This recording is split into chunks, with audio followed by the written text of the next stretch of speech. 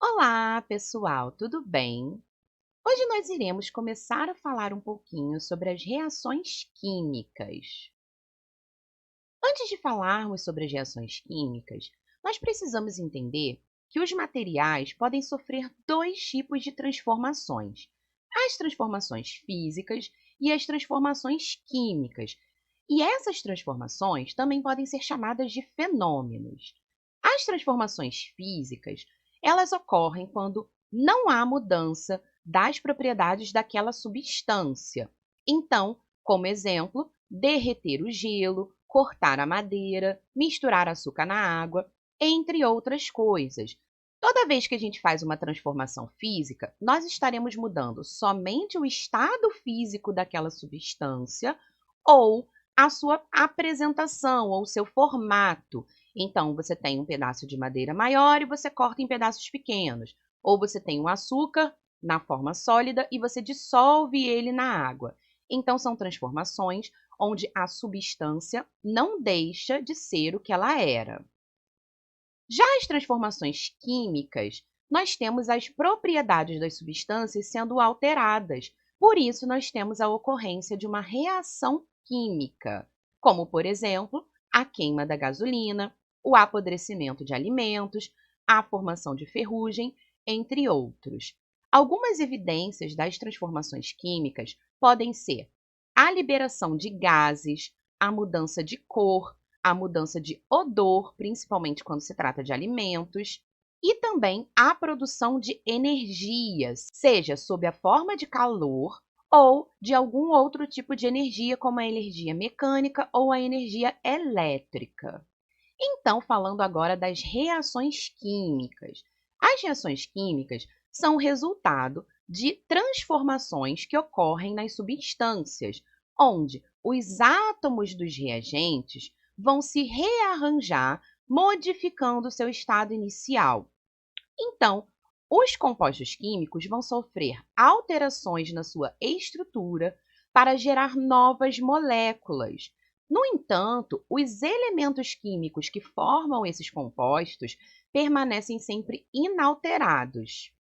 Nas reações químicas, as substâncias iniciais, ou seja, os ingredientes da sua reação, são chamados de reagentes e as substâncias finais são os produtos.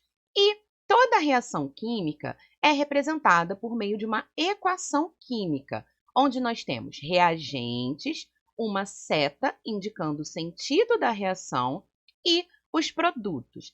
A seta na reação química funciona como sinal de igual na matemática, ou seja, o que nós temos nos reagentes irá gerar o que nós temos no produto. Vamos pegar como exemplo a combustão do etanol, que é o álcool. Se a gente olhar a queima do álcool, a gente pode simplificar essa reação da seguinte forma: temos o etanol mais o gás oxigênio, que é necessário para qualquer reação de combustão, que vai gerar o dióxido de carbono mais água.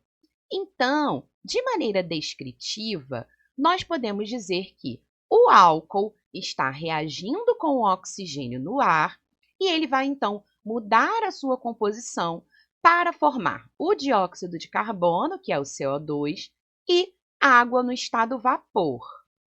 Ou seja, durante a reação, os átomos que formavam o etanol e o gás oxigênio, eles vão se rearrumar para dar origem ao dióxido de carbono e à água. Utilizando o modelo de bolas, nós podemos representar essa reação da seguinte forma. Aqui, nós temos a representação da molécula de etanol no modelo de bolas, onde a bolinha preta são os átomos de carbono, as bolinhas brancas, átomos de hidrogênio e a vermelha, átomo de oxigênio. O etanol vai reagir com 3 moléculas de gás oxigênio. Esses são os reagentes da minha reação, ou seja, são as ligações que serão quebradas durante a reação. Então, todas essas ligações serão quebradas e serão reorganizadas para dar origem aos produtos. Os produtos, eles vão ser ligações formadas com uma nova organização dos átomos. Então, aqui nós temos como produto 3 moléculas de água e 2 moléculas de dióxido de carbono. Ou seja, as moléculas dos reagentes tiveram todas as suas ligações quebradas e nós reorganizamos esses átomos para formar novas moléculas nos produtos. Então, se vocês repararem, a quantidade de bolinhas que eu tinha no meu reagente é exatamente igual à quantidade de bolinhas que eu tenho no produto. Por quê? Porque os elementos químicos não mudam. O que muda é somente a organização deles dentro das moléculas. Para facilitar e nós não termos que desenhar sempre o modelo de bolas, nós utilizamos equações químicas para representar as reações. E essas equações químicas utilizam fórmulas e símbolos que melhor representam o esquema de uma determinada reação. No caso da reação de combustão do etanol que nós estamos observando, a equação química vai ficar da seguinte forma: C2H6O, que é uma forma mais simples de representar o etanol, mais 3O2, que é o gás oxigênio, dando 2CO2, que é o dióxido de carbono, mais 3H2O, que é a água. Nós temos algumas coisas importantes para analisarmos aqui. Primeiro, lembrar que tudo que se encontra antes da seta são os reagentes da reação e tudo que se encontra depois da seta são os produtos. A seta sempre indica o sentido da reação. Então, essa reação está acontecendo da esquerda para a direita. Outra coisa importantíssima em uma reação química são os coeficientes estequiométricos, que são os números que são escritos na frente de cada substância em uma reação balanceada. Os coeficientes estequiométricos indicam a proporção entre as substâncias na reação, ou seja, para esta reação aqui acontecer da maneira correta, eu preciso de 1 etanol, 3 O2, e isso vai me gerar 2 CO2 e 3 H2O. Ou seja, eu estou com os meus coeficientes estequiométricos dando a proporção entre as substâncias. Outra coisa que aparece muitas vezes nas reações químicas são os estados físicos de cada substância. Eles geralmente aparecem entre parênteses, ao lado daquela substância. Então, aqui nós temos, para o etanol, o L minúsculo, que indica que eu estou com etanol líquido. Aqui, para o gás oxigênio, G minúsculo, indicando que eu estou com a substância no estado gasoso. A mesma coisa para o dióxido de carbono. E a água, aqui está com o Vzinho, para indicar que ela está no estado vapor. Eu poderia também usar o G de gasoso. Os estados físicos das substâncias não são obrigatórios de serem representados em uma reação química, mas é comum que eles apareçam. E, por último, nós temos esses numerozinhos que aparecem abaixo de cada elemento na fórmula das substâncias. Esses são os índices e eles indicam o número de átomos presentes em cada substância. Os índices não podem ser alterados, porque quando eu altero o índice de um elemento em uma substância, eu estou alterando a substância. Por exemplo, O2 é a fórmula do gás oxigênio.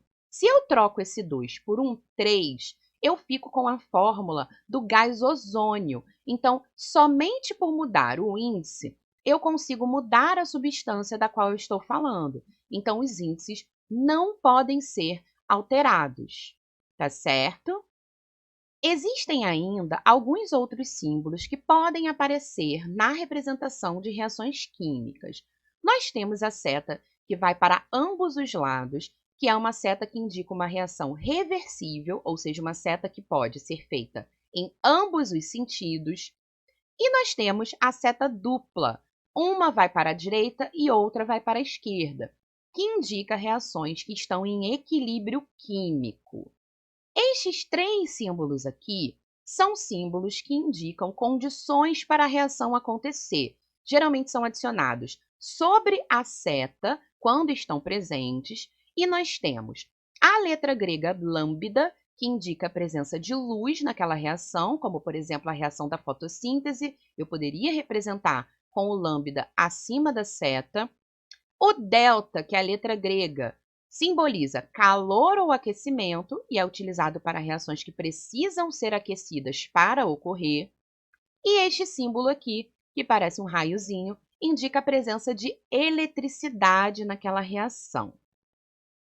Estas duas setas aqui, a seta para baixo e a seta para cima, aparecem com menor frequência. Seta para baixo indica formação de precipitado, ou seja, ela será escrita ao lado de uma substância para indicar que durante aquela reação química, aquela determinada substância foi formada no estado sólido. A seta para baixo indica que a substância desceu para o fundo do recipiente, porque se nós temos um sólido, ele vai para o fundo.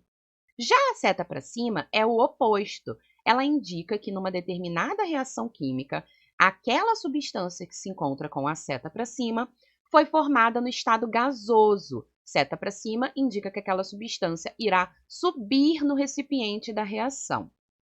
E por último, nós temos o símbolozinho AQ, entre parênteses, que também é escrito ao lado das substâncias, indica que nós temos uma reação em meio aquoso. O que é o meio aquoso? Toda vez que eu dissolvo uma substância em água para realizar uma reação química, eu estou com aquela substância aquosa. Ou seja, se eu pego, por exemplo, sal de cozinha e dissolvo em água para realizar uma reação, eu posso simbolizar a fórmula do sal de cozinha com o AQ do lado, para indicar que ele foi dissolvido em água antes da reação se processar. Aqui nós temos mais um exemplo de uma reação química, a reação de formação da água.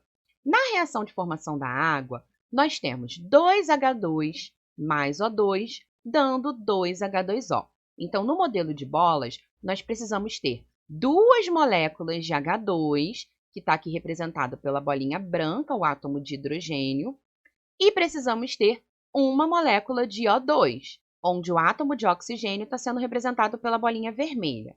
Quando a reação ocorre, todas essas ligações aqui irão se quebrar e os átomos irão se reorganizar para formar duas moléculas de água, formadas por um átomo de oxigênio e dois de hidrogênio.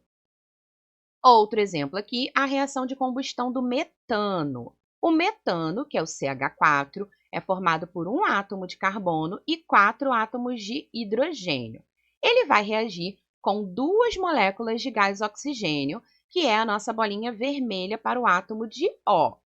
Após a reação se processar, nós iremos obter uma molécula de CO2, que é formada por um átomo de carbono e 2 de oxigênio, e duas moléculas de água. Bom, gente, essa foi a nossa aula de hoje. Espero que vocês tenham entendido e até a próxima!